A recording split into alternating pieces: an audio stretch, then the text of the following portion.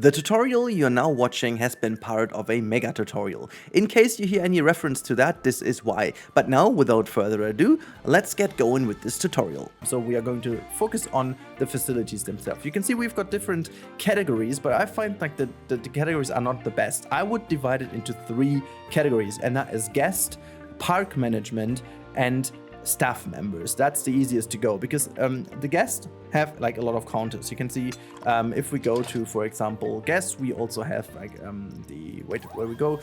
we have a body dryer, we have got the changing rooms, we've got a guest service counter, we've got guest service shop, and we've got the toilet. Now, as we will need a couple of those things and we want to have something here in the center, I will first of all bring in a couple of things here to the main area. The cool bit is now you can slap this onto the ground easily now. So what I'm going to do is I'm going to put some changing rooms here and here. The good thing is we're going to talk about building later, so I don't need to focus on making them look nice now. And what we can do else is we can obviously also have some shop counters. And now as they are completely fully on here, you can put them wherever you want, so that's kind of cool. But you can also, if you want to, obviously use that good old block, as you can see, and then align this with your favorite building if you want to. So I'm going to group this in here, and then basically what we can do is having this here and here. So we've got these 2 guest info buildings on both sides. And then if we want to get very creative, we could have this one as like an intro counter if we want to. So in fact, I want to actually do this. We can't really align this to anything, but we can bring this shop counter here in the center somehow. I feel like that's kind of a cool idea. So then they do snap to each other, which is kind of funny. And we will also snap something against this because we can also, and this is kind of cool, the gift shops also come with counters. So what we're going to do is we have the Hats Fantastic, we have the Just a Momento, we have the Looney Balloons, and we also have the Splash Emporium. This is what we're going to put next to this one. And we're also going to have this on the other side. So it's kind of funny that they do snap to the other side, so you know exactly the distance. And we do the same here with the Hats Fantastic, I believe it was. Oh no, Looney Balloons. Gonna keep it this way, and we also will put the other things to the other sides. And one important one we are going to do is water. Hold on, so Gulpy Soda, this is the Latte Love, the Slush Hour counter. Where's the normal water? Pipshot Juice and the Soda Lightful count. There you go. This is just some soda. This is the wrong way around. I'm gonna put this way. I'm just figuring that this one is also the wrong way around. So let's just rotate this thing as well. So here we go. We've put down these facilities, but we also have already put down energy. So let's have a look on our heat map if everything is good in terms of energy. Yes, they are within the reach, so that's perfectly fine. In case you don't know how this works, this is the next part of the facilities. This is the park infrastructure, as I would call it. If we go back into the facilities, you can see we have energy and utilities, and we also have the entrances. I would put them both into this category, to be honest, because they both are part of the infrastructure of your park. So while we have 3 different types of spawn points now, we do have the park entrance, and we also have the park entrance dressed as a coach and dressed as a ship. Both basically act exactly the same way as the spawner. And then we have a very important building, because without this, people will not actually get into your park. And this is the actual entrance building. That has been the same in the first games as well. So what you gotta do is you gotta put the entrance somewhere, and I'm gonna put the entrance right here. And you can also just like click them next to each other and they will be able to go there. I aligned that now with the ground, and don't worry, you can like easily paint the ground again afterwards. Just grab yourself the existing texture, and then you basically use the paint tool and just brush over it, and there you go. Well, actually I should have been more careful. Here you go. Now this is done. And you can see that this building now has a proper entrance to the park. We have these facilities. The only thing missing is the staff. And we have said that the staff goes over here because they have to work here.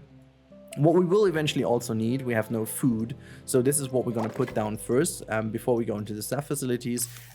We are going to put some food down as well. And I'm going to put like a higher sushi counter somewhere because I want to make like a little stand, you know, something to copy around later on. So I'm going to put like a sushi here and another, what is that, hot dog squad here.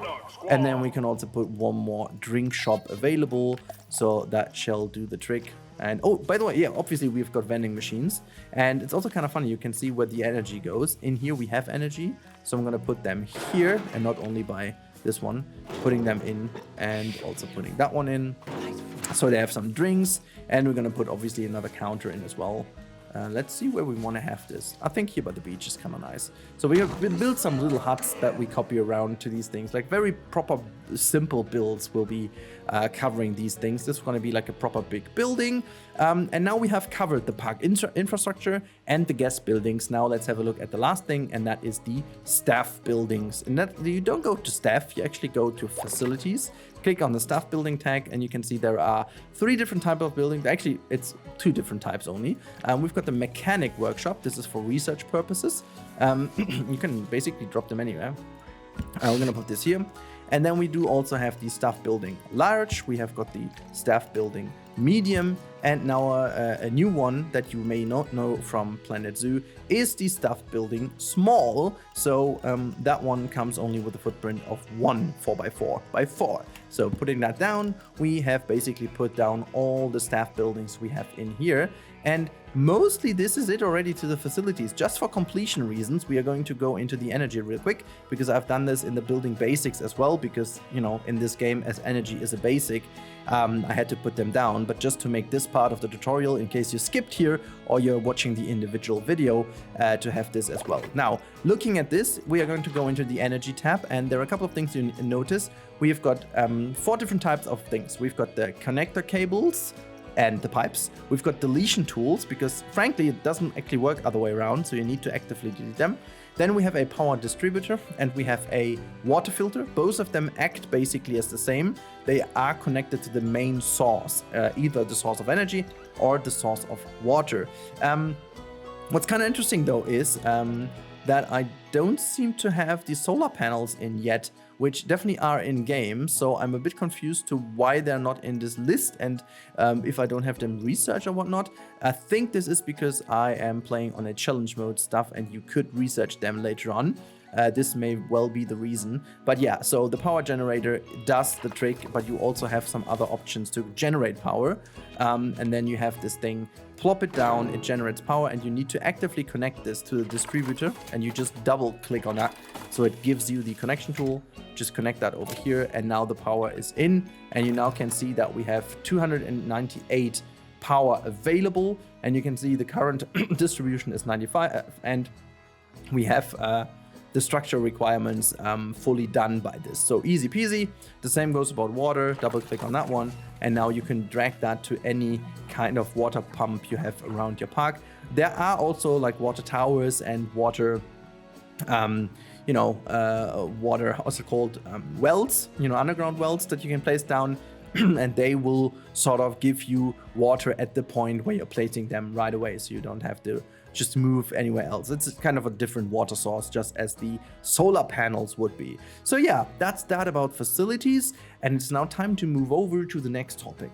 Well, I just figured that I can enable the research tree, and just for the completion reasons of this last element, we're going to plop down all the facilities that we currently have available. So you've got a double solar panel, you've got an individual solar panel. I'm gonna put this in the back here just because why not. Then we do have, as I said, the underground well, which you can basically put anywhere you want. I'm gonna put this here, and again, this acts as a water source. As you can see, it doesn't create like a round. And then you can also have a water tower. They all require energy, so what you will need is to connect that to the energy, I believe it was. So if you put that down here, you can see that one needs to be connected to a water source as well. So here goes that. And I'm wondering if we don't have enough energy, but we can fix that by obviously double clicking on these ones and then putting this all on power. Everything should be fine now, or this is just for whatever reason not working. So you can connect all these things together. And I'm not even sure if this just needs another distributor, which I think it does because it's exactly in between. So what we're going to do is we're going to build real quick another distributor, as you can see over here, the power distributor. And we're going to put this right next to this building and connect this to here. And now you can see it's fully powered. So apparently it needs to be fully covered now, while in Planet Zoo, it was enough if it just touched the border of the area of influence, but that's good to know. Right, so we've built all the facilities that we needed, and hopefully that was helpful for the moment. So thanks for watching this tutorial. If you need more tutorials, check out the mega tutorial or the individual ones I've also uploaded.